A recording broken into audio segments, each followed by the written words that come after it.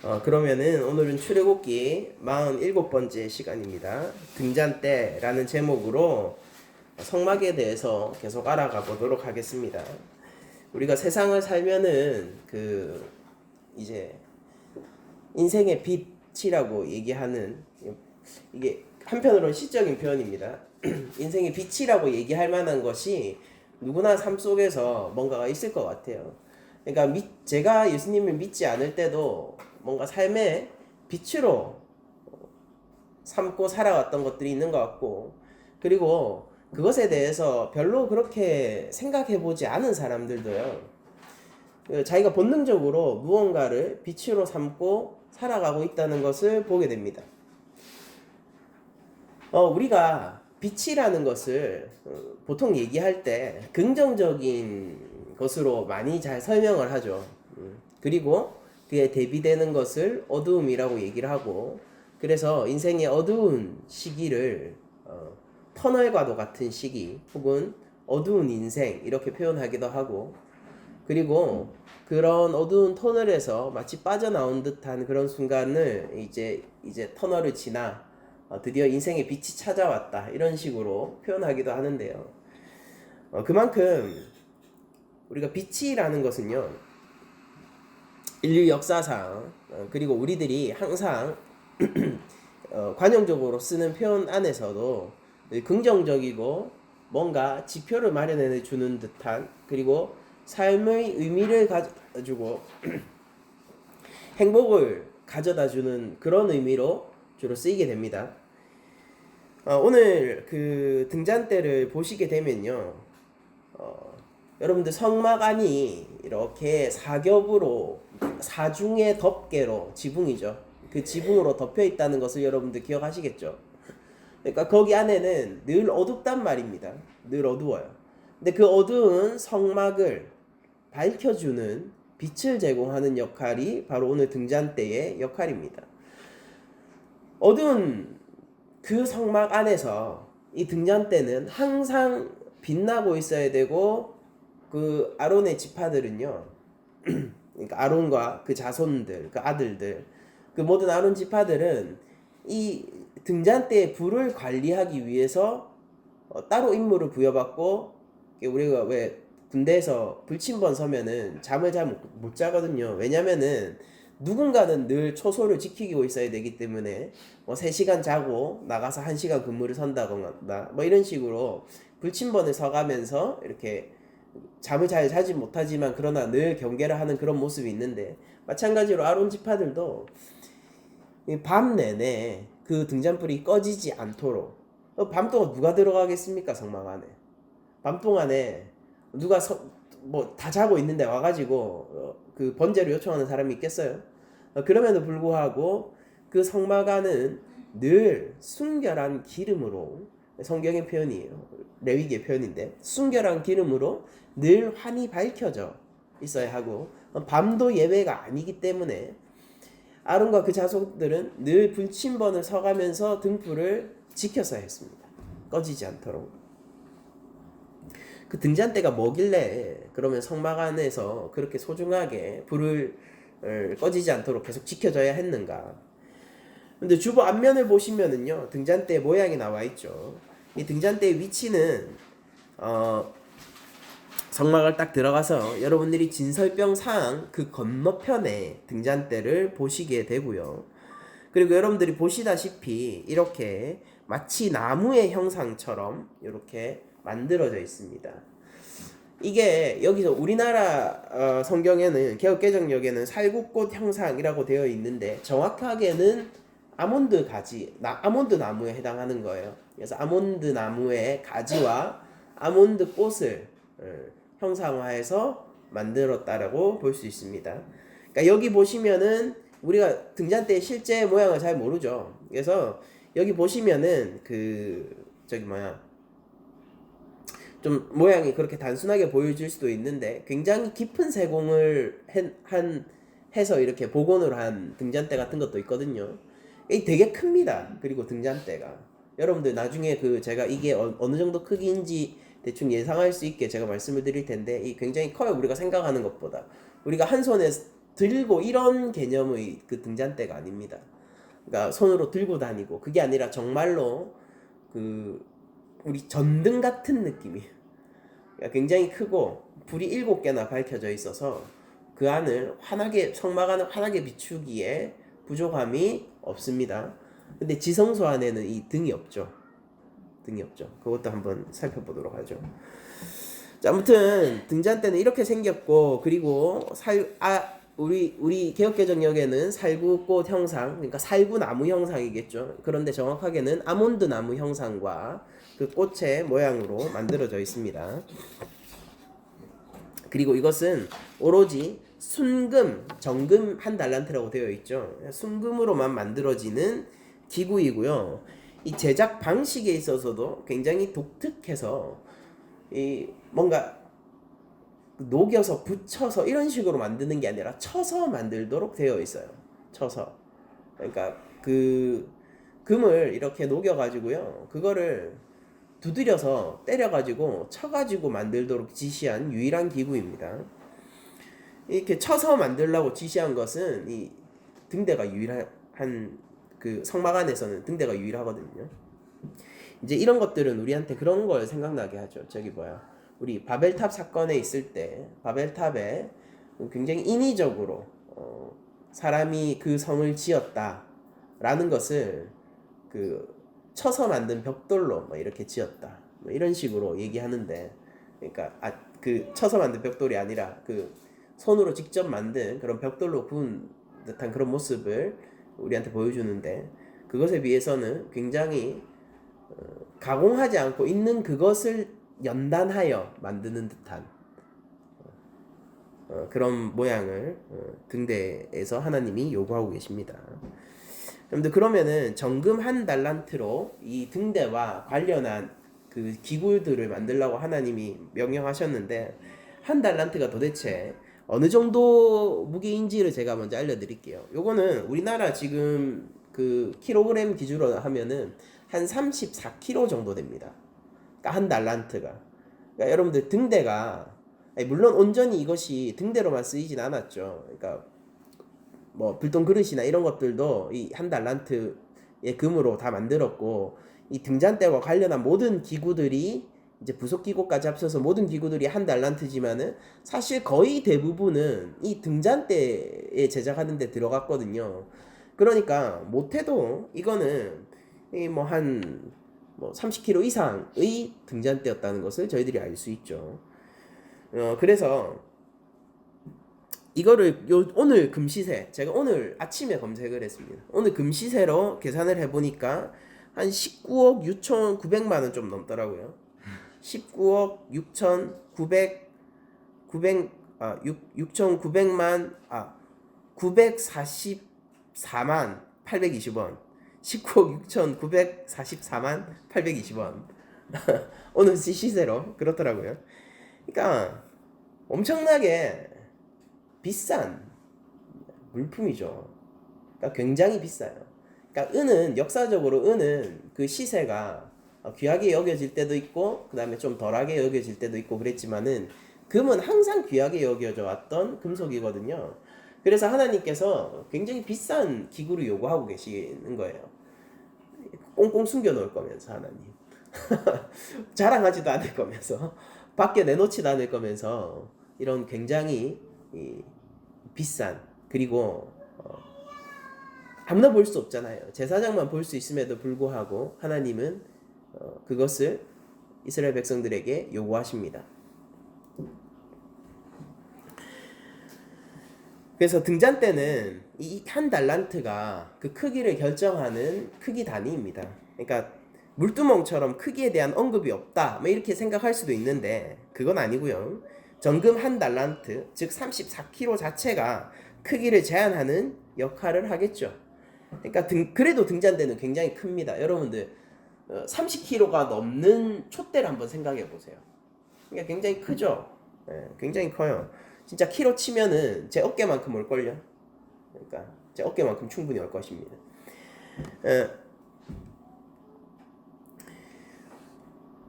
그래서 이 등잔대는 한 30kg가 넘는 정금의 한 달란트로 만들어지게 되고요.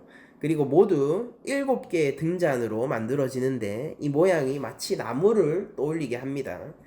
그래서 이거를 누군가는 어떤 학자들은 에덴 동산의 생명나무와 비견하기도 하는데 그 부분을 어떻게 연결시켜야 할지에 대해서는 저는 아직 확신이 없어요. 그렇게 소개하는 학자들도 있었습니다. 그리고 살구꽃, 즉 아몬드 나무 모양의 아몬드 꽃의 형상으로 되어 있습니다. 등잔대의 기능은 앞서 말씀드렸다시피 성소안을 비추는 역할을 하고 불을 항상 밝혀둬서 제사장들이 빛 가운데서 그 직무를 수행할 수 있는 역할을 해줬어요. 그러니까 제사장들이 지금 이 성소 안에 들어와서 하는 일이 뭐냐면은 예배였잖아요. 예배. 다시 한번 저번 주에 제가 설명드린 거를 정리해 드리겠습니다. 자, 여러분들 성막을 가정합니다. 성막 입구를 지났어요. 여러분들 무엇을 보게 됩니까? 번제단을 보게 돼요. 거기에서 무엇이 있느냐면은 희생 제사가 있죠. 희생이 있어요. 십자가의 자리예요. 자, 그것을 건너면은 그 죄 씻음의 자리인 물두멍이 있습니다.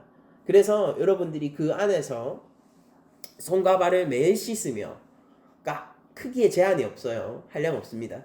매일 씻으며 마치 목욕을 한 자가 죄 씻음을 받았지만 그러나 매일 손과 발을 씻으며 자신을 정결케 해야 하듯 말씀 앞에 선 성도로서 자신의 삶을 끊임없이 구원을 향해 경주해 나가고 선한 싸움을 해나가는 이런 성도의 자리에 여러분들이 물두멍에서 서게 되고요.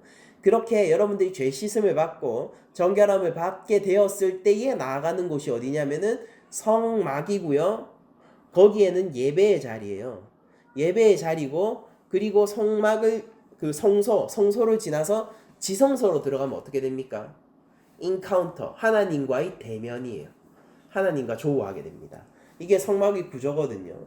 그러면은 여러분들 지금 등잔대를 보고 있다는 사실은 뭐냐면은 여러분들이 제사장으로서 하나님 앞에서 예배키 위해 그 자리에 있다라는 소리예요.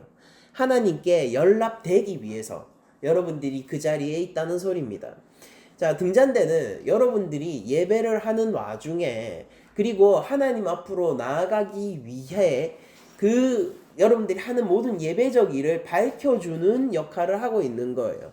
그러니까 등잔대가 없으면은 이거 아무 그 성막 안에 무엇이 있다고 하더라도 우리한테 의미가 없겠죠. 어두울 뿐이에요. 내 옆에 진설병 상이 있고 내 영의 양식이 있다고 하더라도 이 등대가 없으면 어떻게 됩니까? 거기에 실제 진설병이 있는지 없는지, 내가 먹을 것이 있는지 없는지조차 모르게 된다라는 것이죠. 그러니까 이렇게 뭔가로 환하게 밝혀주는 역할을 등잔대는 하고 있습니다. 그래서 하나님께서는요, 종종 구약 가운데서 빛으로서 표현이 되세요. 근데 그 빛이 되시는 하나님은 뭔가 말씀, 그리고 말씀을 주시고 구원을 행해 가시는 하나님으로 주로 표현이 됩니다. 그러니까 대표적인 표현을 제가 불러드릴게요. 시편 27장 1절입니다. 그러니까 여러분들 이거 CCM으로도 되게 잘 알려져 있는 내용인데, 여호와는 나의 빛이요 나의 구원이시니 내가 누구를 두려워하리요 라고 하나님을 빛으로서 설명하는 장면이 있어요.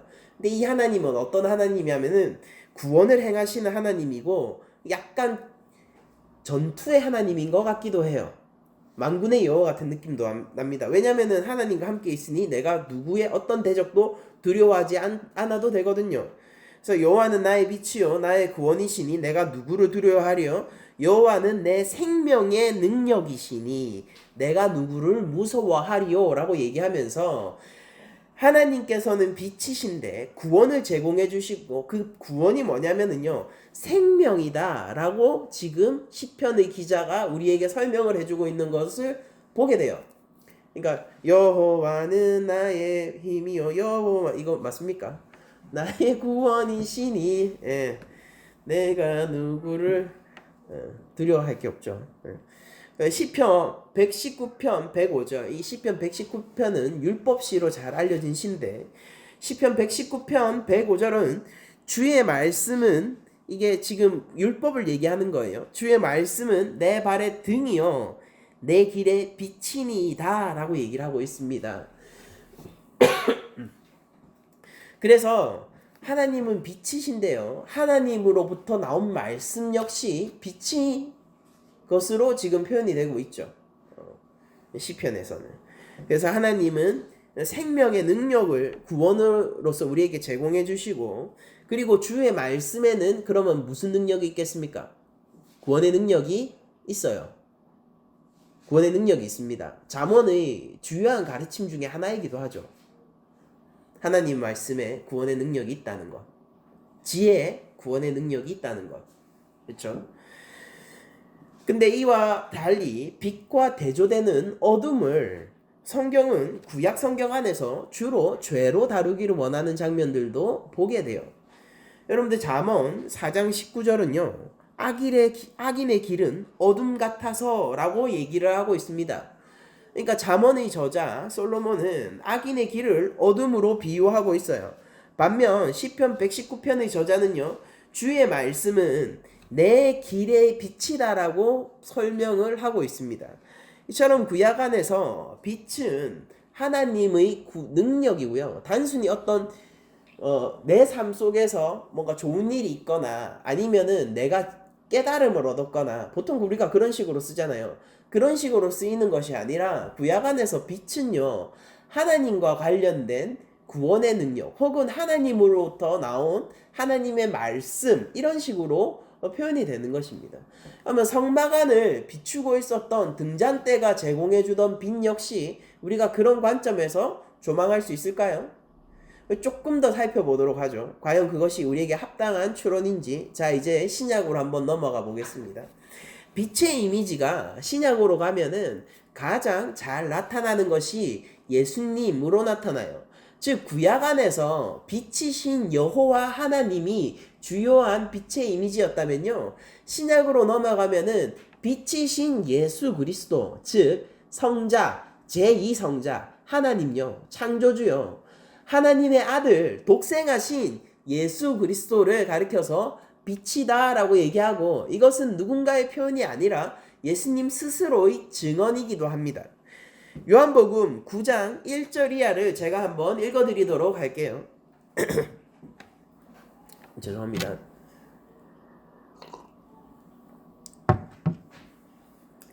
예수께서 길을 가실 때에 날 때부터 맹인된 사람을 보신지라. 자, 지금 어둠 가운데 있는 사람을 예수님이 만나게 되었습니다.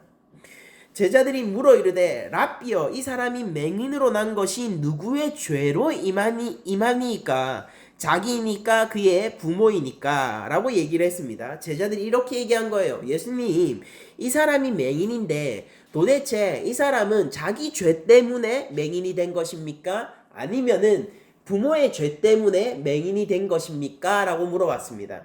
그런데 이 질문의 전제가 뭐냐면요, 지금 이 질문은 뭐가 궁금한 질문이냐면요, 이 사람이 그 누구의 죄 때문에 그러니까 죄라는 것은 유전이 되는 것인가 아닌 것인가의 논쟁을 지금 하고 있는 거예요. 그러니까 원죄 논란과 같은 그런 신학적인 질문을 던진 것입니다. 근데 여기에 전제는 뭐냐면요, 변하지 않는 전제들, 제자들의 전제는 뭐냐면요, 이 맹인은 죄 때문에 그렇게 된 거예요.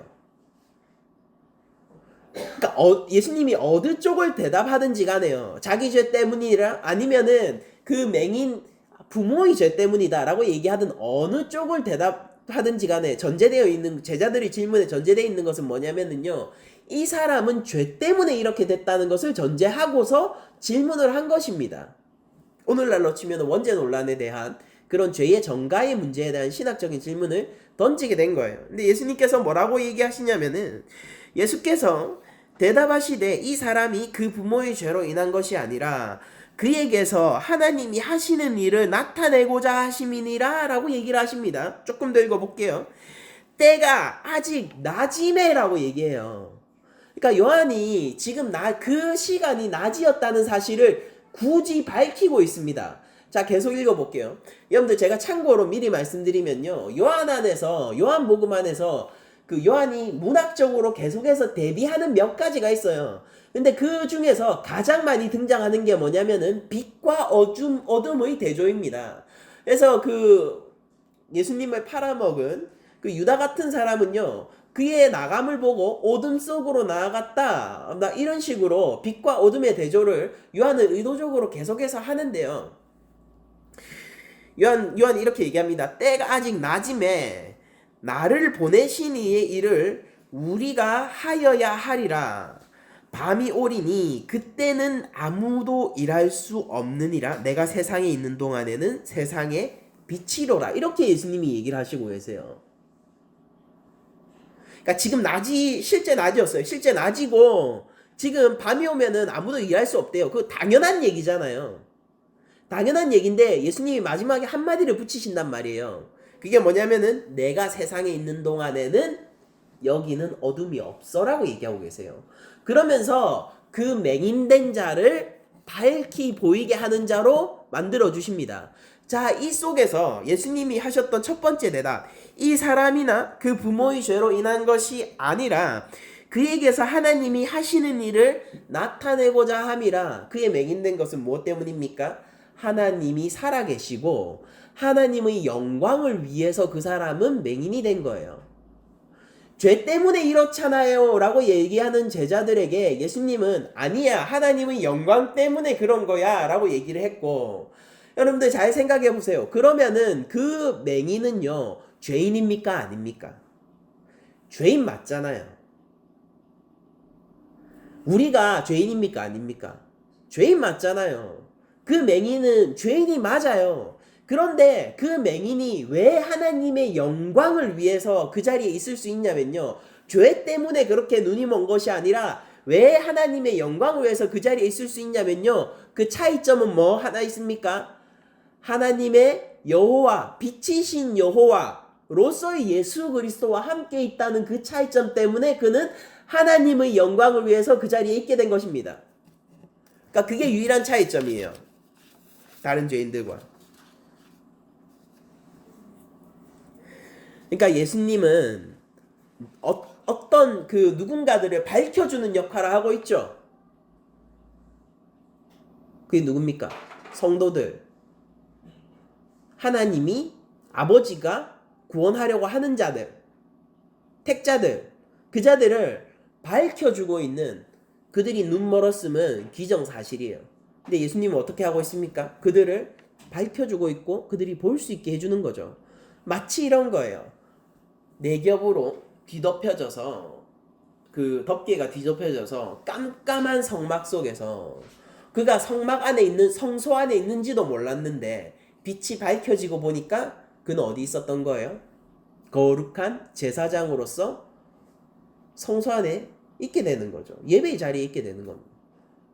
그런 역할을 지금 예수님이 하신 거예요. 자, 요한복음 8장 12절입니다. 예수께서 또 일러 가라사대 나는 세상의 빛이니 나를 따르는 자든 어두움에 다니지 아니하고 생명의 빛을 얻으리라 라고 얘기를 했습니다.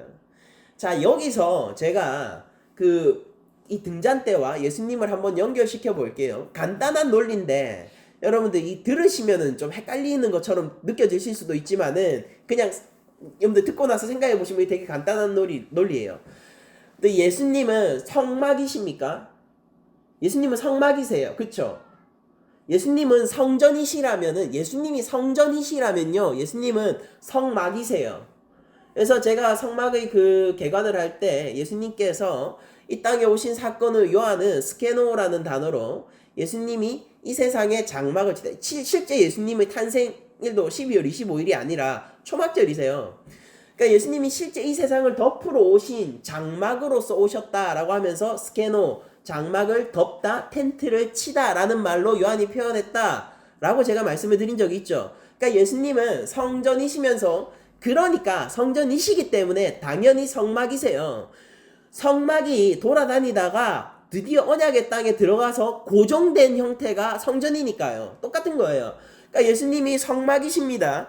예수님은 성전이세요. 그 예수님께서 이렇게 얘기하십니다. 나는 세상의 빛이다. 나를 따르는 자, 그러니까 내 안에 있는 자. 예수님이 그 겟세마네 기도에서 이런 얘기들을 하시잖아요. 아버지와 내가 하나 된 것처럼 저들과 내가 하나 되게 하소서. 저들이 내 안에 거하게 해주세요. 이런 얘기들을 하시지 않습니까? 즉 예수님이라는 성전, 즉 예수님이라는 성막 안에 있는 백성들은 무엇으로 그 안에서 밝히 볼 수 있냐면요, 예수님 때문에 그거 안에서 밝히 볼 수 있는 겁니다. 자, 그러면은 이 그림을 성막으로 그대로 한번 가져가 보죠. 그러면은 성막은 성소 안에 있는 등잔대는 무엇을 상징하고 있었던 거겠어요? 예수님이에요.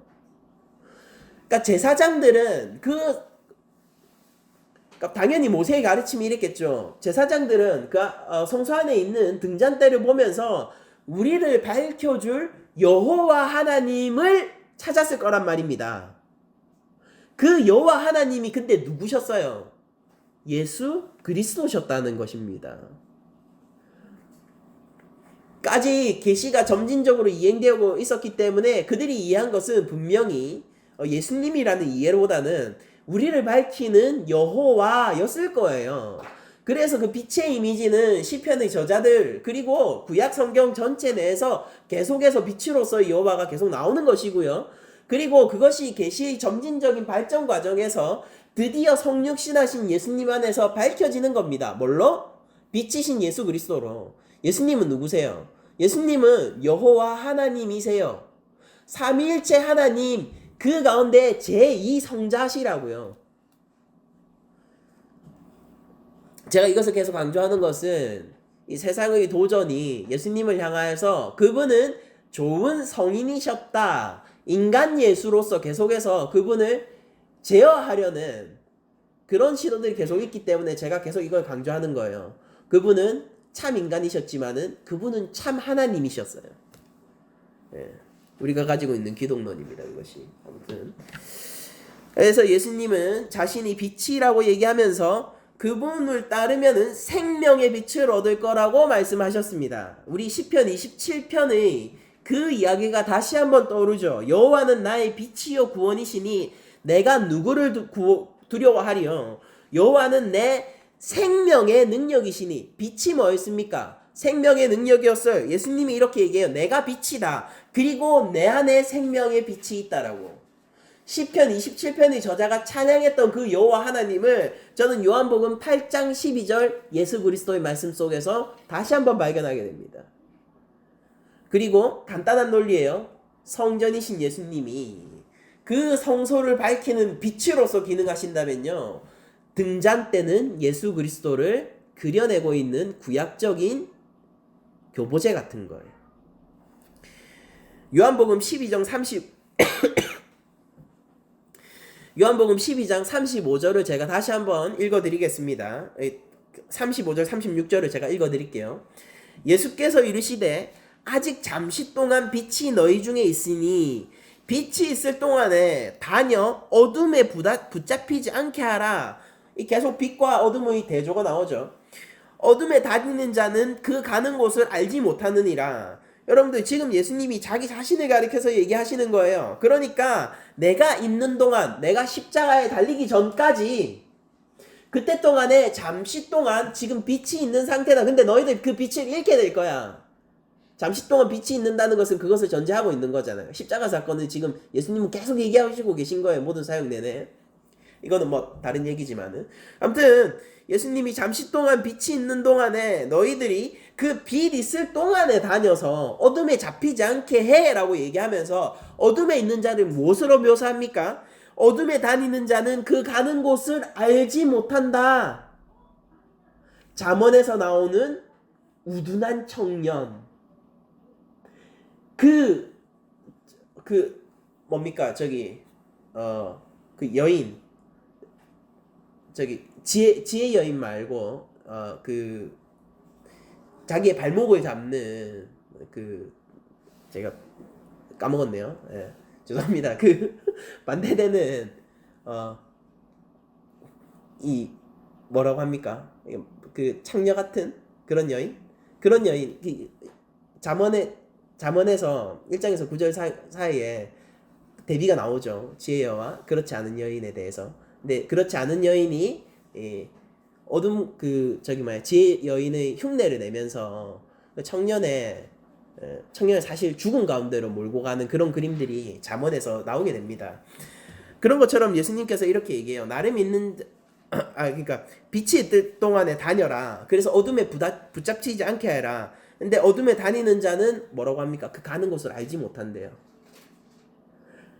여기서 제가 느껴지는 건 뭐냐면요. 잠언에서 그 청년이 그 지혜롭지 못한 여인, 그 여인에게 끌려가면서도 자기는 어떻게 생각했다는 거예요? 여기가 지혜 여인의 길이구나라고 생각했었잖아요.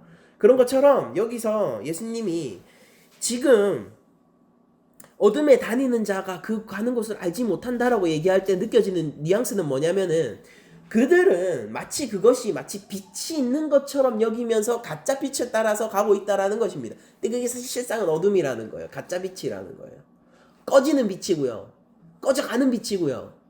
그 누구도 계속 빛을 관리하지 않는 그 길이라는 것입니다. 그러니까 어두운 곳이에요. 누구를 가리키겠습니까?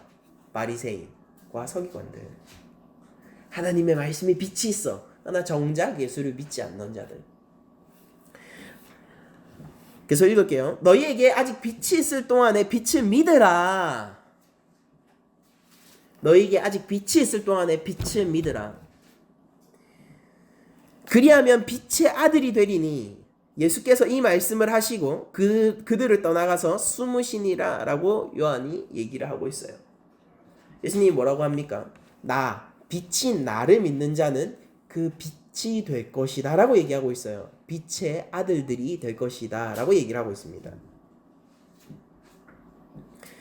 그러니까 빛 가운데, 즉 성막 안에 들어가는데, 성소 안에 들어가는데, 달리 얘기하자면 하나님께 예배하는데 필요한 것은 무엇입니까? 빛이신 예수 그리스도예요. 예수님은 우리 예배를 밝히시고요. 예수님께서는 예배의 중보자 되시고요. 그리고 다만 중보자일 뿐만 아니라 예수님께서는 우리 예배의 대상이세요. 우리가 하나님께 예배드립니다 라고 얘기할 때 우리 개혁주의 신앙 안에서는 그 하나님을 언제나 삼위일체의 한 하나님으로서 염두하고 하나님이라고 얘기를 합니다. 늘 언제나요. 제가 하나님께 예배합시다 라고 얘기할 때도 언제나 예배의 대상은 성부만을 얘기하는 것이 아니라 성부, 성자, 성령, 그러나 한 하나님을 예배의 대상으로서 우리가 예배하자라고 얘기를 하는 거예요. 요한복음 12장 44절에서 예수님은 또 이렇게 얘기하십니다. 예수께서 외쳐 이르시되 나를 믿는 자는 나를 믿는 것이 아니요 나를 보내신 이를 믿는 것이며, 즉 성자를 믿는 것은 성부를 믿는 것이기도 하대요. 나를 보는 자는 나를 보내신 이를 보는 것이니라. 그러니까 예수님은 지금 빛의 역할을 톡톡히 하고 계십니까? 맹인들에게, 그 맹인들에게 빛의 역할을 하고 있잖아요. 근데 심지어 무엇을 밝혀주고 있는 거예요? 여호와 하나님을 밝혀주고 있는 등대로서 역할을 하시잖아요. 예수님을 사람들이 볼 수 있었다고요. 근데 그걸 보니까 예수님이 뭐라고 얘기하느냐면은 나를 본 자가 아버지도 봤다라고 얘기를 하고 있다고요. 그러면서 이렇게 얘기하십니다. 예수님은 나는 빛으로 세상에 왔나니. 이 빛이 그러면은 밝히고, 예수님이라는 빛이 밝히고 있는 것은 무엇입니까? 이 빛은 생명의 능력인데요. 이 생명의 능력이, 구원의 능력이 밝히고 있는 게 뭐냐고요? 여호와 하나님요. 나는 빛으로 세상에 왔나니 물은 나를 믿는 자로 어둠에 거하지 않게 하려 함이로라. 예수님은요 성막의 등잔이시자 세상의 빛이십니다. 거룩한 제사장들은요 언제나 이 빛에 의해서, 이 빛을 따라 예배하고 살아갔었어요. 여러분들, 우리가 하나님 앞에서, 이 교회가 하나님 앞에서 이제 하나님 앞에서의 거룩한 제사장입니다. 우리 신앙이 가지고 있는 게 만인 제사장주의잖아요. 우리가 하나님 앞에서 우리 교회가 제사장입니다 라고 얘기하면요, 우리가 마땅히 따르고 우리가 마땅히 보면서 살아가야 할 그 빛이 무엇이냐면요, 예수 그리스도라는 빛입니다. 그리고 예수 그리스도가 우리에게 생명의 능력을 주시는데 그 예수 그리스도라는 등잔대가 밝히 보여주고 있는 것은요, 다른 그 무엇도 아닌 여호와 하나님이세요. 여러분들, 그러니까 우리는 하나님을 예배하면서 사는 성도들이고 교회들입니다. 근데 이거 너무 쉬운 얘기잖아요, 우리에게.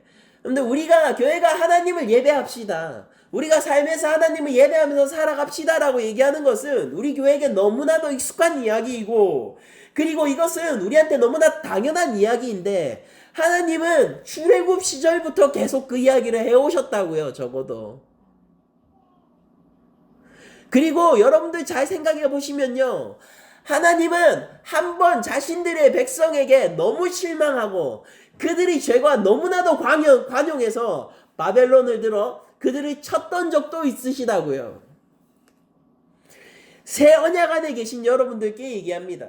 근데 새 언약이신 예수 그리스도라는 그 찬 빛 아래 있는 세상의 빛과 소금이신 여러분들에게 얘기를 합니다. 하나님을 예배하면서 살아가셔야 돼요. 우리는 하나님을 예배하면서 사는 존재이고, 우리는 나의 영광이 아닌 하나님의 영광을 위해서 사는 존재입니다. 우리는 나의 어떠함으로 즐거워하는 자들이 아니라 하나님의 영광으로 말미암아 즐거워하는 자들이라고요. 그게 등잔대를 통하여서 우리가 어떻게 하나님을 예배해야 할지를 보여주시는 예수 그리스도의 가르침인 거예요. 근데 계시록을 보면요, 이 등잔대의 그림이 아주 극적으로 나오는 그림이 있는데요. 계시록 1장 13절입니다. 촛대 사이에 인자 같은 이가 발에 끌리는 옷을 입고 가슴에 금띠를 띠고, 그의 머리와 털의 희기가 흰 양털 같고 눈 같으며, 그의 눈은 불꽃 같고, 그의 발은 풀무불에 단련한 빛난 주석 같고, 그의 음성은 많은 물소리와 같으며, 그의 오른손에 7별이 있고, 그의 입에서 좌우에 날성검이 나오고, 그 얼굴은 해가 힘있게 비치는 것 같더라. 여러분들, 이거 아무리 생각해도 인간은 아닌 것 같아요. 그쵸? 인간은 아닌 것 같아요. 그런데 저는 이 그림을 어디서 보느냐면요, 구약에서 얘기했던 하나님의 사자 혹은 인자들의 그림이 혼합되어서, 마치 그런 것들을 구약의 예언 있잖아요, 예언들, 오시리에 대한 예언들, 메시아에 대한 예언들을 혼합해서 다 때려 넣어서 적당히란다. 다 때려 넣어서 정교하게 만든 그런 그림처럼 보입니다. 여러분들이 여기에서 이사야서라든지 다니엘서, 아니면은 다양한 다양한 그 예언서들이 여러분들이 보이신다면요, 그러면 여러분들 잘 성경을 읽고 계신 거예요. 그러니까 이건 묵시 문학이고 묵시적인 표현이죠. 누굽니까? 메시아로서의 예수님이잖아요. 그래서 그분이 촛대 사이에 그분이 좌정하시고 계십니다. 계속 읽을게요. 내가 볼 때에 그의 발 앞에 엎드려져 죽은 자 같이 되매, 하나님 앞에 섰을 때에 그 모든 인생들이 반응을 요한 역시 그 인자 같은 이 앞에서 동일하게 하고 있죠. 이분은 누구십니까? 여호와 하나님이세요. 예수님인데 그분이 누구시라고요? 하나님의 독생하신 아들이라고요. 죽은 자같이 되매 그가 오른손을 내게 얹고 이르시되 두려워하지 말라, 나는 처음이요 마지막이니. 진짜 이거 여호와 하나님이네요. 처음이요 마지막이니 곧 살아있는 자라. 내가 전에 죽었었노라. 여러분들, 지금 살아있는데 전에 죽었었던 그 여호와 하나님이 누구세요? 제2성자 예수님이시잖아요. 그러니까 이거 가지고 어쩌네 저쩌네 얘기하지 마세요. 예수님이 교회를 통치하고 계세요. 그 그림입니다. 끝. 자, 계속 읽어드릴게요. 볼지어다 이제 세세토록 살아있어 사망과 음부의 열쇠를 가졌노니, 그러므로 네가 본 것과 지금 있는 일과 장차 될 일을 기록하라. 계시를 주셨어요. 요한계시록은 누구의 계시를 받아서 작성됐습니까? 예수 그리스도. 바울이 예수님을 만나고 인생이 바뀌었듯 요한은 예수 그리스도의 계시 앞에서 계시록을 쓸 수밖에 없었습니다. 내가 본 것은 내 오른손의 7별의 비밀과, 이거는 우리 계시록 강해가 아니니까 제가 언젠가 한번 해드릴게요. 7별의 비밀과, 또 오늘 본문에서 중요한 거, 또 7 금촛대라. 금촛대라. 7별은 7 교회의 사자요. 7 촛대는 7 교회니라. 여러분들, 제가 등잔대를 뭐라고 말씀을 드렸어요? 등잔대를 제가 이렇게 말씀드렸잖아요. 등잔대가 예수 그리스도다. 근데 예수님이 뭐라고 하셨습니까? 빛인 나를 믿는 자들은 빛의 아들들이 될 거다. 너희들이 세상의 빛과 소금이다. 예수님이 이렇게 말씀하셨잖아요. 그래서 계시록에서는 예수님, 그러니까 정확하게 얘기하면은 성령의 강림 이후에 어떤 개념이 새롭게 추가되냐면요, 촛대에 교회라는 개념이 새롭게 추가가 돼요. 그러니까 교회는 어떤 교회여야 합니까? 하나님 앞에서 예수 그리스도와 같이 순결하고 정결하며 거룩을 추구하는 교회가 하나님 앞에서 합당한 교회인 것입니다. 그러면은 예수님이 우리 교회를 밝히시잖아요. 아니, 예수님의 말씀에 의하면은 세상을 밝히는 빛이 예수님이시잖아요. 예수님은 온 우주의 빛이라고요. 예수님이 창조자세요. 만물의 창조자신데 그 만물이 무엇으로 인해서 밝히 보이냐면 예수님으로 인해서. 근데 그 역할을 지금 누가 동시에 그 역할에 참여해서 하나님의 일을 함께 하고 있습니까? 교회요. 계시록의 그림이 그것이잖아요. 이게 계시록도 무슨 신비서적 이런 게 아니라 교회한테 이해할 수 있는 언어를 하나님이 주셨다니까요. 구약을 안 보니까 이해가 안 되는 거죠. 여러분들, 교회는요, 예수님을 따라서 빛의 아들들로 살아가야 하는 임무가 있습니다. 그러니까 우리는 이 땅에서 거룩하게 살아가야 하고 이 땅에서 선한 싸움을 하면서 살아가야 하는 것이죠. 우리가 그렇지 않다면 세상이 무엇으로 밝혀지겠습니까? 예수님이 빛이신데 무엇을 비추셨습니까? 그분을 보면은, 빛이신 그분을 보면 뭘 보게 돼요? 성부 하나님이요. 그런데 우리를 보게 되면, 우리 교회를 보게 되면은 세상이 뭘 봐야 돼요? 독생하신 예수 그리스도, 하나님의 아들, 제2성자, 창조주 여호와 하나님 예수 그리스도요. 여기서 질문이에요. 우리 교회를 보면은 정말로 예수님이 보입니까? 그렇지 않다면 우리는 회개해야 돼요. 우리 개개인의 문제뿐만이 아니라요, 우리 한국교회가 하나님 앞에서 회개를 해야 된다고요. 예수님을 봤을 때 세상은 하나님을 봤습니다. 교회를 봤을 때 세상은 하나님이신 예수 그리스도를 볼 수 있어야 돼요. 제가 딴 얘기를 하는 게 아니잖아요. 지어내는 게 아니잖아요. 성경의 얘기만 계속 제가 하고 있는 거예요. 성경의 가르침이라고요. 하나님이 원하시는 것이라고요. 예수님의 말씀처럼 우리는 참으로 세상의 빛입니다. 누가 등잔대를 모두 어디 숨겨둔, 왜 자꾸 숨겨두는 거예요? 등 아래 두는 사람이 어디 있습니까? 밝히 보일 수 있도록 드러나 높은 곳에 걸려야죠. 크리스천임을 여러분들 부끄러워하지 마십시오. 여러분들에게 크리스천으로서 살아가는 거에 있어서 많은 시련과 이 땅이 여러분들이 크리스천으로 살아가도록 놔두지 않는 많은 유혹을 제공한다는 것을 제가 잘 알고 있어요. 잘 압니다. 거기에 빠져서 오랫동안 살았던 사람으로서요, 그 누구보다도 잘 이해할 수 있어요. 어떤 부분에 있어서는요. 근데 그럼에도 불구하고 여러분들에게 말씀드리고 싶은 것은요, 여러분들, 숨긴 것은 안전한 것이 아니라요, 드러나지 않는 것은 유혹으로부터 나를 지키는 것이 아니라요, 교회임을 포기하는 것이에요. 근데 크리스천임을 자랑스러워 하십시오. 괜찮습니다. 여러분들에게 드릴 수 있는 위로는 딱 하나예요. 여러분들한테 드릴 수 있는 격려는 딱 하나입니다.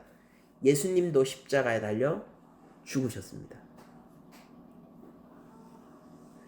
우리가 교회로서 살아갈 때 세상이 많은 유혹을 제공하고 세상이 많은 핍박을 제공한다라고 한다면요, 여러분들의 위로를 붙드십시오. 예수님도 십자가에 죽으셨어요. 왜 교회가 자꾸 세상과 짝짝꿍하게 되는 걸 제가 보게 될까요? 세상이 교회 싫어한다고요? 저는 좀 회의적이에요. 물론 그렇죠. 맞아요. 세상은 교회 싫어해요. 교회에 대해서 인식이 오늘날만큼 안 좋은 시대가 언제 있었나 싶기도 합니다.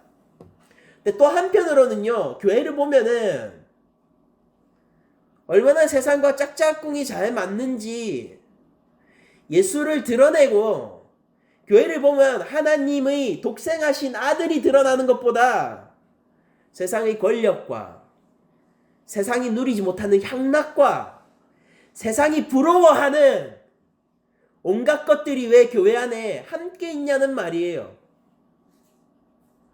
가당합니까? 금촉대 사이에서 교회를 다스리시는 교회의 머리이신 예수 그리스도가 그 교회를 보면서 기뻐하시겠냐고요. 우리 인생의 질문은 이거잖아요. 주님이 기뻐하실까? 이것이 주님의 영광의 정말 도움이 될까? 이게 우리 인생의 질문 아닙니까?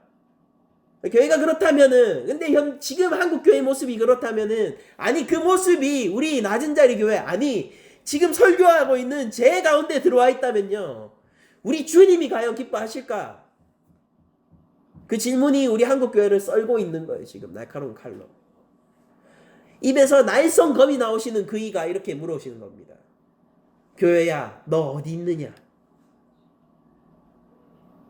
주여, 내가 여기 있나이다라고 대답할 수 있는 교회가 돼야 돼요.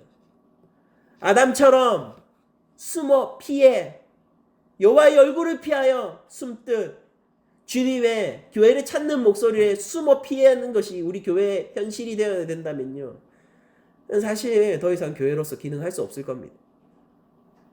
우리 질문은 이거예요. 우리는 세상의 빛인가? 우리를 보았을 때 살아계신 하나님의 독생하신 아들 예수 그리스도가 드러나는가? 저들이 우리를 봄으로써 구원의 기회를 얻게 되는가? 저들이 우리를 봄으로써 하나님의 살아계심이 그들 가운데 증명될 수 있는 최소한의 기회가 정말로 교회 가운데 있는가? 등잔대로서의 교회의 사명은 주님이 오실 그날까지 계속될 겁니다.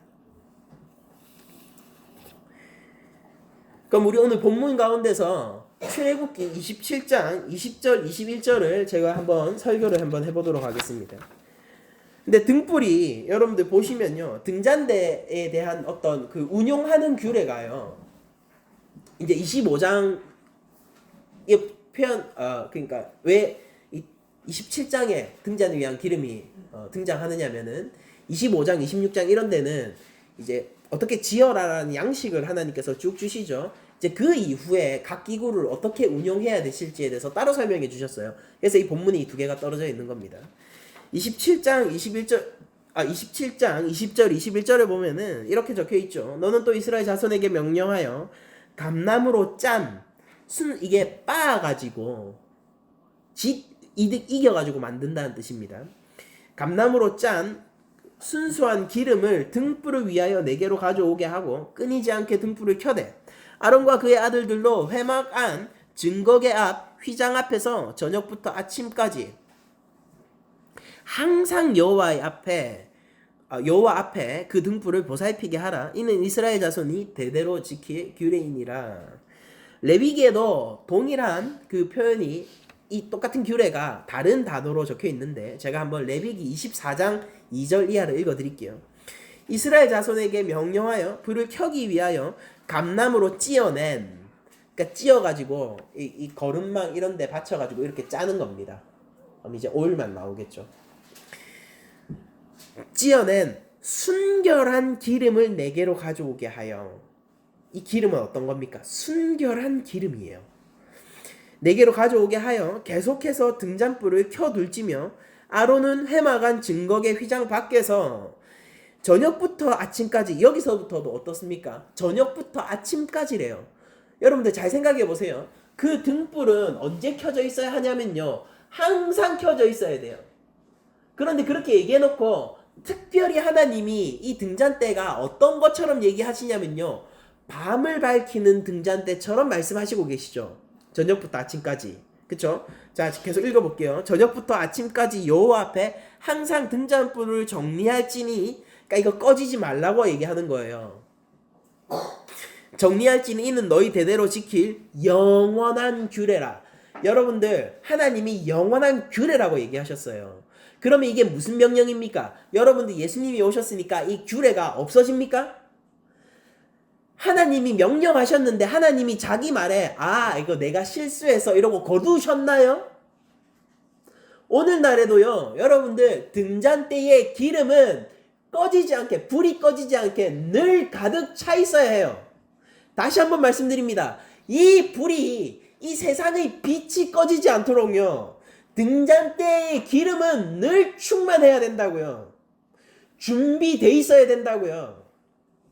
이게 하나님의 영원한 규례입니다. 귀 있는 자들은 들으십시오.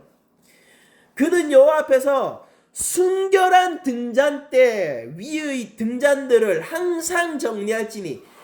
여러분들, 레위기에서 분명히 기름을 표현하는 단어가 뭐였습니까? 순결한이에요. 뭔지 아세요? 무죄한이에요. 자, 그러놓고 하나님께서 이렇게 해야죠. 여호와 앞에서 순결한, 같은 단어입니다. 순결한 등잔대 위의 등잔들. 이 등잔대가 뭐였어요? 예수님이죠. 순결한 예수님이 맞으십니까? 무죄하신 예수님이요? 맞아요. 그러면 기름도 무죄하겠네요? 맞아요.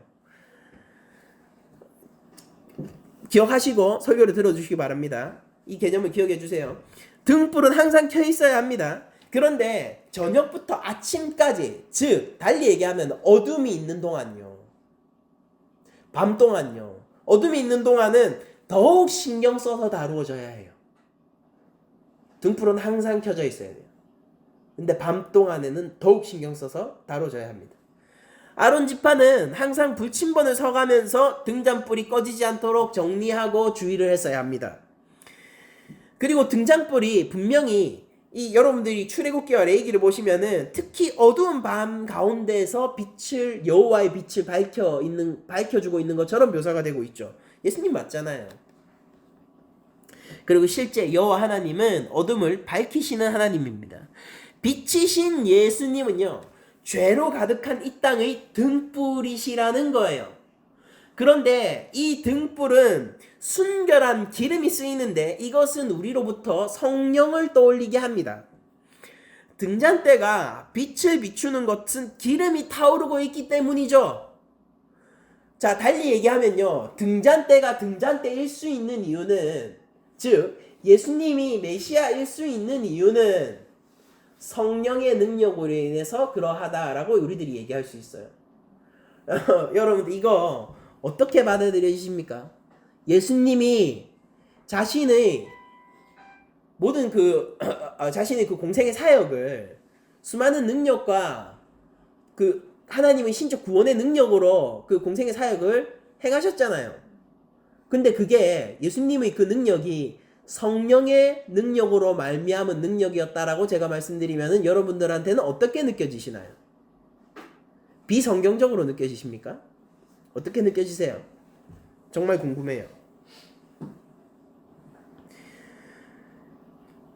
제가 확실하게 말씀드리는데, 예수님께서 이 땅에 성육신하시고 그 사역을 하시는 동안에 그분은 성령의 능력을 힘입어서 사역했습니다. 구약의 예언자들이 볼 때요, 성령을 예언한 예언들이 있거든요. 제가 몇 가지만 읽어드릴 텐데, 구약의 예언자들이 볼 때 성령은 대표적인 종말적 표적이었어요. 그러니까 여호와의 영, 하나님의 영이 이 땅의 만민에게 임하면은, 요엘서 같은 거요, 만민에게 임하면은 그 하나님의 마지막 때가 온, 종말이 온 대표적인 표징처럼 여겨졌습니다. 그리고 우리는 실제 오순절 다락방 이후에 성령의 시대를 살고 있기 때문에 우린 실제 종말을 살아가고 있는 게 맞죠. 그리고 요한은 물로 세례를 주었지만은 예수님은 성령으로 세례를 주시기 때문에 분명히 이 성령으로 말미암아 살아가고 있는 이 세대는 예수님 안에 속한 예수님의 세례를 받은 새 세대가 맞아요. 자, 그런데 한 가지 짚고 넘어가죠. 이사야서는 이렇게 예수님에 대해서 얘기하고 있어요. 이사야서 61장 1절 2절입니다. 주 여호와의 영이 내게 내리셨으니 이는 여호와께서 내게 기름을 부으사. 여러분들 이게 이사야를 여기서 나오는 내게 이게 이사야를 지칭하는 게 아니라 메시아가 스스로 얘기하고 있는 듯한 그림이에요. 잘 들어보세요. 주 여호와의 영이 내게 내리셨으니 이는 여호와께서 내게 기름을 부으사. 그러니까 여호와의 영이 내렸는데 그것을 무엇으로 표현하고 있습니까?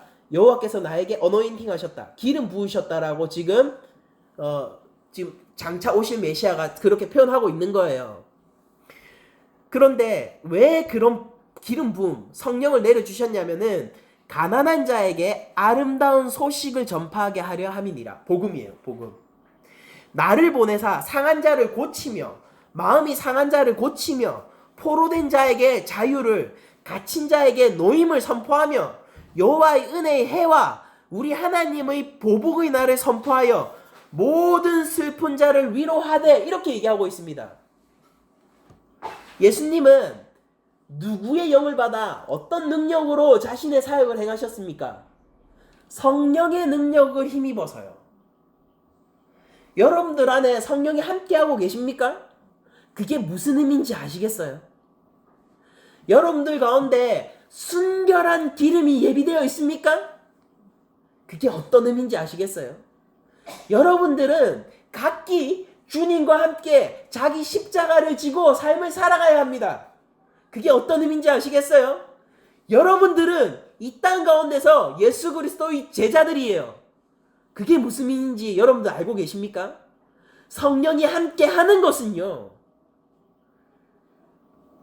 우리 독생하신 예수 그리스도에게 능력을 부어주신 그 여호와 하나님이 우리와 함께 하시고 계시다는 뜻이에요.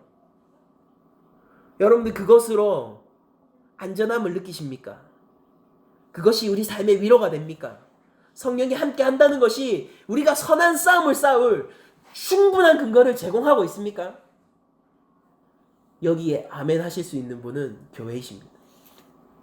그리고 저는 여기 계신 모든 분들이 이 질문에 대해서 아멘 하셨으면 좋겠어요.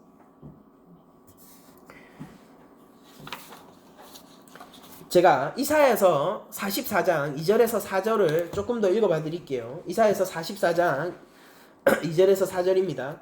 너를 만들고 1절부터 읽어드릴게요. 나의 종 야곱 내가 택한 이스라엘아 이제 들으라. 이거 지금 하나님의 백성들에게 얘기하는 겁니다. 너를 만들고 너를 모태에서부터 지어낸 너를 도와줄 여호와가 이같이 말하노라. 나의 종 야곱 내가 택한 여수로나 두려워하지 말라.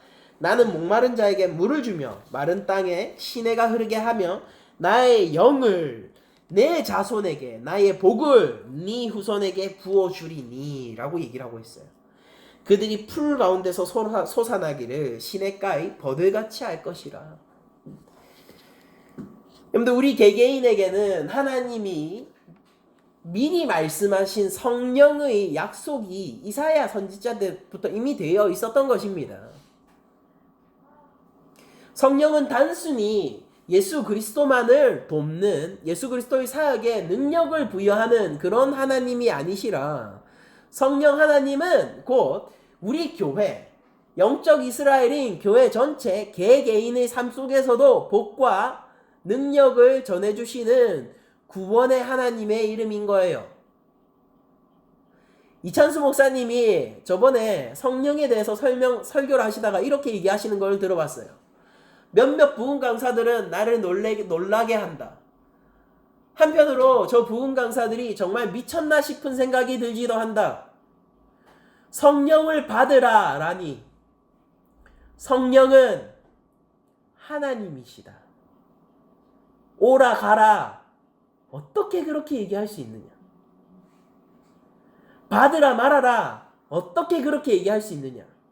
성령은 우리의 예배의 대상이다라고 이찬수 목사님이 얘기를 하셨던 것이 지금 떠오릅니다.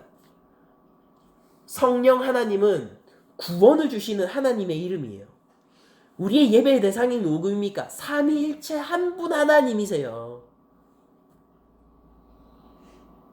우리가 성령으로 기름 부음을 받았다면요, 그것이야말로 이 말세를 살아가는데 그 누구보다도 잘 준비하고 있는 사람들이라는 뜻입니다.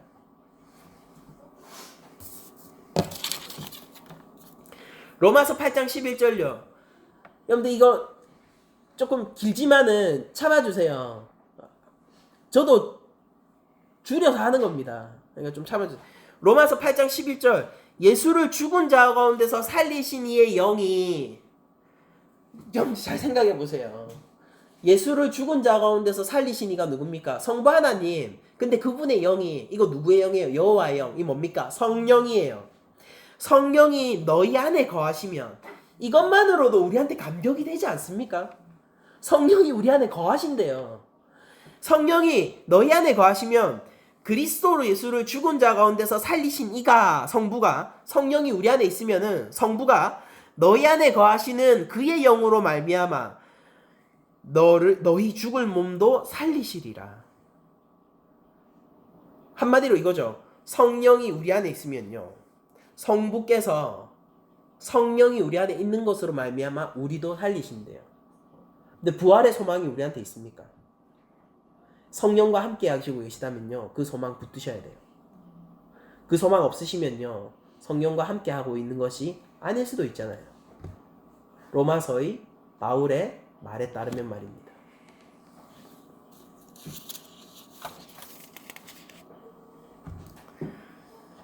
저는 지금 말세에 대해서 얘기를 하려고 해요. 제가 늘 말씀드리지만은 말세라는 것은 단순히 시간적인 개념이 아닙니다. 시간의 끝에 있어야 할 하나님의 심판의 선언이 아직 역사가 끝나지도 않았는데, 역사 한가운데 골고다 십자가가 박힌 그 골고다 언덕에서 하나님의 선언이 선언되었기 때문에 그 종말의 선언에 기대어서 예수님의 십자가 사건 이후는 모두 말세입니다. 지금 세상 끝에 있을 심판을 지금도 우리가 받고 있어요. 그래서 이 시대는 옛 시대와 새 시대가 중첩되어 있는 말세예요. 교회 안에서 이미 그러나 아직 이런 얘기들을 들으셨다면은 모두 이런 개념이겠죠. 자, 여러분들, 예수님께서 이런 말씀을 우리한테 주시는데요, 누가복음 12장 35절 이하를 읽어드리겠습니다. 허리에 띠를 띠고 등불을 켜고 서 있으라. 빛의 이미지가 등장합니다. 누구한테 얘기하는 겁니까? 지금 제자들한테요. 허리에 띠를 띠래요. 이거 여러분들 어디서 보셨어요? 여러분들 출애굽기 하셨으니까 아시잖아요.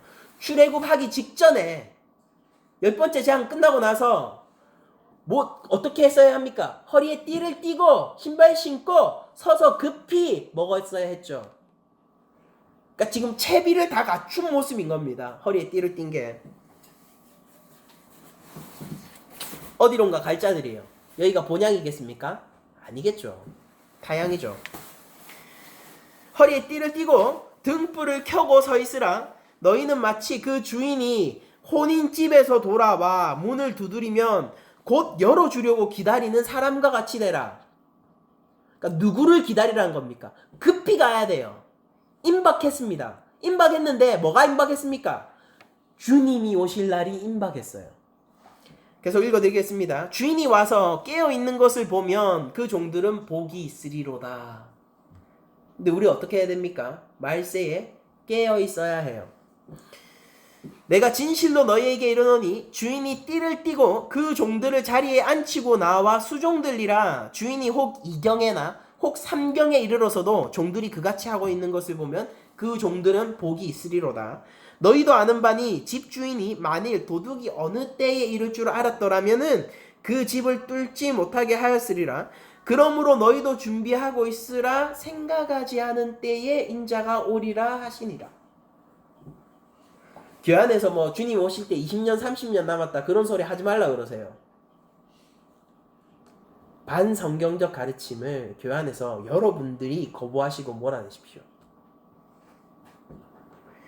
자, 여러분들 우리는 어때야 합니까? 주님의 제자들은 등불을 들고 띠를 띠고 주인이 오시기를 기다리고 있어야 돼요. 이 시간은 어떤 시간이에요? 밤이에요. 이 밤을 등불을 들고 밝히는 사람은 아론 지파이고 제사장이에요. 교회입니다. 여러분들 교회는 이 밤과 같은 어둠과 같은 주님이 없는 여호와 하나님의 이름이 더 이상 찬송되지 않고 예배가 더 이상 일어날 수 없는 이 가운데서 하나님의 이름을 부르고 하나님을 예배하면서 사는 사람들이 교회이고 그들은 임박한 종말 가운데서 사는 자들이에요. 이게 앞으로 10만 년, 20만 년, 100만 년 갈 수도 있어요. 그러나 모든 인생은, 교회 인생은 임박한 종말 앞에서 주님을 기다리는 자로 서는 것이 교회의 사명이라는 것입니다. 그렇게 하는 자는 복이 있다고요. 주님이 언제 오십니까? 아무도 모를 때요. 그러므로 우리가 깨어 있어야 해요. 자, 그런데 예수님이 이런 비유도 하셨지만은 또 다른 비유로서 가르침을 베풀기도 하셨습니다. 마태복음 25장 1절입니다. 그 이하를 읽어드릴게요. 그때의 천국은, 그러니까 하나님 나라에 대해서 얘기하고 있습니다. 천국은 마치 등을 들고 신랑을 맞으러 나간 10 처녀와 같다 하리니 그 중에 5은 미련하고 5은 슬기 있는 자라. 여러분들 처녀인데 다 처녀입니까? 알곡과 가라지가 섞여있죠. 미련한 자들은 등을 가지되 기름을 가지지 아니하고. 등을 가졌어요. 기름이 없대요. 이거 등입니까? 등 아니에요. 슬기 있는 자들은 그릇에 기름을 담아 등과 함께 가져갔더니 신랑이 더디옴으로 다 졸며 잘세. 여러분들 지금 예수님이 누가복음 말씀 12장 말씀에서 뭐라고 하셨어요? 깨어있는 종은 복되다 했어요. 그런데 예수님이 다른 가르침에서 10 처녀 비유를 하시면서 뭐라고 하십니까? 다 존대요. 다 잠들어 버린대요. 능력과 힘이 없대요. 자기의 능력이 붙여가지고 그 신랑을 기다림에도 불구하고 잠들어 버린대요. 계속 이어가겠습니다.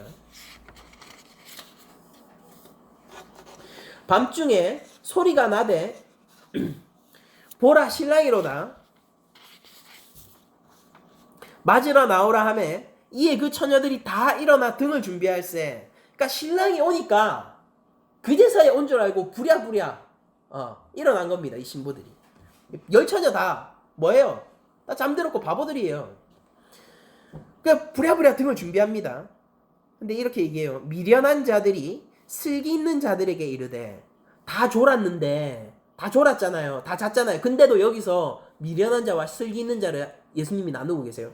미련한 자들이 슬기 있는 자들에게 이르되 우리 등불이 꺼져가니 너희 기름을 좀 나눠달라 하거늘 슬기 있는 자들이 대답하여 이르되 우리와 너희가 쓰기에 다 부족할까 하노니 차라리 파는 자들에게 가서 너희 쓸 것을 사라 하니 그들이 사러 간 사이에 신랑이 오므로 준비하였던 자들은 함께 혼인잔치에 들어가고 문은 닫힌지라. 그 후에 나는 처녀들이 와서 이르되 주여 주여 우리에게 열어주소서. 대답하여 이르되 진실로 너희에게 이르노니 내가 너희를 알지 못하노라 하였느니라. 자기가 신부라고 믿고 있었어요. 신랑이 모르는 신부도 있습니까? 그런즉 근데 예수님 마지막 말씀이 예술이세요. 그런즉 깨어있으라. 다 잤는데? 다 잤잖아요. 근데 깨어있으랍니다. 깨어있으라.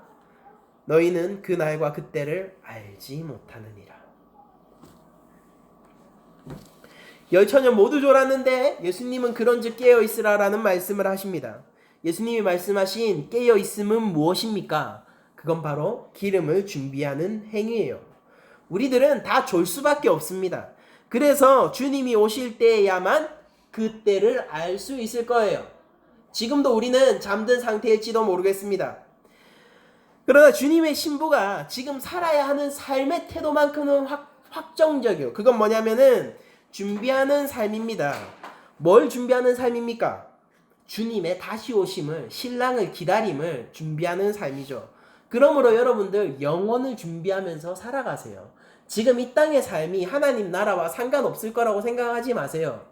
여러분들이 지금 선한 싸움을 싸우는 것은 의미 없는 일이 아니라 하나님 나라가 오는 그 일이 될 것이고, 여러분들이 성도로서 믿음을 지키는 일은 영원 가운데서 기억될 거고, 지금 제일 중요한 건 지금 여러분들이 알고 있는 십자가의 영광이 우리가 하늘 날아가서 천국에서 우리가 함께 찬양하면서 그것으로 말미암아 영원한 기쁨을 누릴 그 영광이거든요. 그러므로 지금 영혼을 준비하시고 가치 있는 것들을 붙드십시오. 예수님의 십자가를 붙드시고 그 영광을 바라보세요. 그래야지 천국 가서도 기뻐할 거 아닙니까? 신랑이 와서야 이렇게 얘기하면 어떡하겠어요? 문 좀 열어주세요. 너 처음 보는데? 내가 너를 알지 못한다라고 얘기하면 어떡할 겁니까? 지금 신랑하고 교제해야죠. 그게 영혼을 준비하는 삶 아닙니까? 지금 신랑을 사랑해야죠. 그게 신부 아닙니까? 지금 신랑을 기다리고 있어야죠. 그때 가서 기다렸는데요 말하는 건 누가 못합니까? 근데 우리의 신랑은 중심을 안단 말이에요. 실제 교제를 했단 말이에요. 자기 신부를 모르는 신랑이 어디 있습니까? 지금 신랑이 그 신랑이어야죠. 영혼을 준비해야죠. 물론 이 열처녀 비유에서 기름이 성령이냐 아니냐에 대해서는 논란이 많습니다. 이거 기름이 중간에 사고 파는 것으로 나오잖아요. 그렇기 때문에 성령은 사고 파는 것이 아니기 때문에 이 기름은 다른 무언가, 그러니까 성도의 예비된 삶을 의미한다 정도로 해석하는 것이 최근의 대세인데, 예전에는 성령으로서 당연히 해석되어 오기도 했었죠. 그러나 어느 쪽 해석이든지 간에 오늘 이 등잔 때의 설교와 완전히 상관없는 설교는 아니에요. 왜냐면은 어둠 가운데 빛을 밝히면서 사는 삶이 무엇인지를 이 본문 역시 보여주고 있거든요. 여러분들, 우리는 주님이 언제 다시 오실지 알지 못합니다. 그래서 기다리는 거예요. 여러분들, 신랑을 진짜 기다리고 있는가 아닌가의 차이는 그가 자지 않고 버틸 능력이 있는가 아닌가, 이거에 의해서 판단되는 게 아니잖아요. 신랑을 진짜 기다리는 자들은요, 진짜 신랑을 사랑해서 기다리고 있는 거예요. 불이 꺼지면은 안 되잖아. 신랑이 못 보잖아요. 준비해야죠. 기름은 날아간단 말이에요, 공기 중에. 그러니까 또 채워 넣는 거예요. 오늘 밤에 나가는 겁니다. 비록 잠들지언정 나가가지고 신랑이 오나? 몸 발치해서 오나 기다리는 겁니다. 그러니까 매일 밤 나가서 기다려야 되니까 기름을 바로바로 채워놓죠. 근데 미련한 그 5처녀는 어떻게 했다는 뜻입니까? 안 기다렸어요. 기름이 날아가서 불을 밝힐 수 없음에도 불구하고요, 신랑을 기다린 적이 없다고요. 신랑을 사랑하지 않았다고요. 그러면서도 천국에 왜 들어가고 싶었을까요? 그들이 사랑했던 건 뭘까요? 또 교회 나오시면서 여러분들 하나님을 예배하십니까? 아니면 하나님보다 사랑하는 뭔가 있으세요? 예수님의 이름으로 기도하면서요, 정말로 그 나라와 의를 위해서 여러분들 기도하십니까? 아니면은 예수님의 이름으로 기도하면서도 예수님, 하나님 나라, 그리고 그 의보다 더 사랑하는 게 여러분들 삶 가운데 계신가요? 여러분들은 정말로 순결한 예수 그리스도의 신부이십니까? 삶의 우선순위가 어디에 계십니까?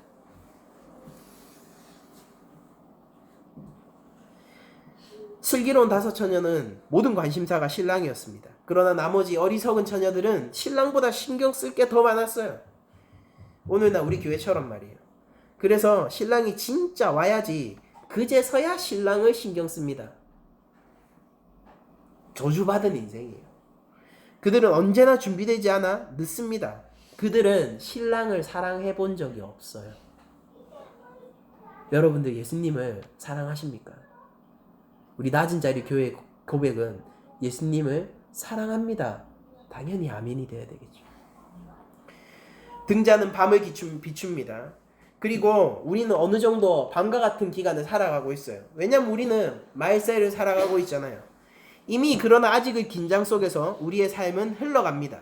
그리고 이 임박한 종말 속에서 우리는 성령이 필요하며 하나님의 기름 부음이 필요하며 우리는 이 세상의 빛으로서 우리를 보았을 때 예수 그리스도 독생하신 하나님의 아들이 보일 수 있는 그 삶을 위하여서 분투하면서 살아가야 하는 것이고 우리는 신랑을 기다리면서 살아가야 되고 이 성령이 함께하는 삶은요 우리에게 부활과 영원한 생명을 제공하는 삶의 형태입니다.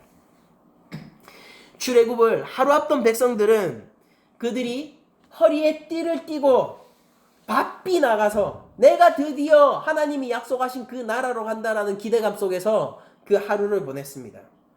우리의 인생이 출애굽 백성의 하루와 같은 출애굽 직전의 하루와 같은 인생이 되기를 원하며 우리가 비록 이 땅 가운데 있지만은 이미 애굽은 무너졌고 큰 성 바벨론은 무너졌고 예수님이 세상을 승리하고 이기셨으며 그 소망이 지금 우리의 모든 삶을 뒤덮어서 우리의 현재를 추동하는 진짜 참 신부의 삶을 살 수 있기를 여러분들 정말로 축원드립니다. 한 주간 살아가면서 여러분들 이렇게 기도하셨으면 좋겠어요. 우리가 띠를 띠고 서서 급히 먹고 나오는 출애굽 백성의 삶을 살게 해주세요. 우리가 예수님을 사랑하는 삶을 살게 해주세요. 우리가 예수님이 오심을 준비하는 영혼을 준비하는 그래서 진짜 가치 있는 것들을 예비하는 그런 삶을 살게 해주세요. 내가 예수 그리스도의 십자가 보혈의 능력으로 내가 죽고 그리스도와 함께 사는 삶을 살 수 있도록 해주세요라고 여러분들 기도하셨으면 좋겠습니다. 한 주간 여러분들 정말로 그렇게 살 수 있기를 축원하며 세상의 빛으로서 여러분들 가운데서 그리스도의 능력이 드러나는 참 교회의 권세가 가득하기를 또한 축원드리면서 모든 말씀을 마치도록 하겠습니다.